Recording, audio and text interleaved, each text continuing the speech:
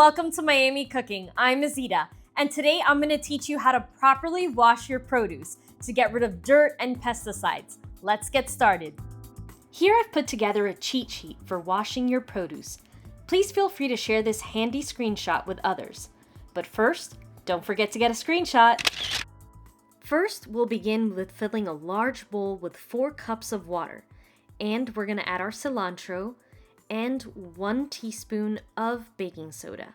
Next, we're going to swoosh this around a couple of times, and then we're going to let it sit for exactly 2 minutes. Once the 2 minutes are up, we're going to rinse the cilantro. Please keep in mind to only wash produce right before you use it. I'll be using this batch later today for my weekend meal prep. And we're going to follow these same exact steps with the parsley. I'm going to let this all air dry before using it to make chimichurri. If you'd like to see that recipe, be sure to check out my video. It's titled Chimichurri Recipe on my channel. We can allow these to air dry on top of a towel or paper towel to help speed up the process of drying. Take a look at all this dirt.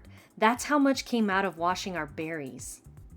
Now, for our berries, we're going to need 4 cups of water and 1 teaspoon of baking soda. Now we're going to move these around a couple of times for 1 to 2 minutes.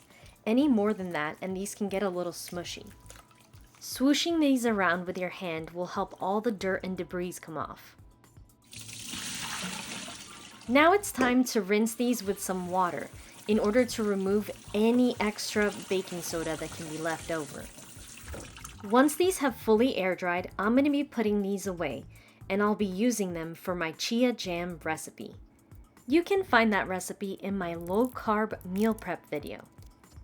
Thanks for watching. Don't forget to subscribe and follow me on TikTok and Instagram. Bye!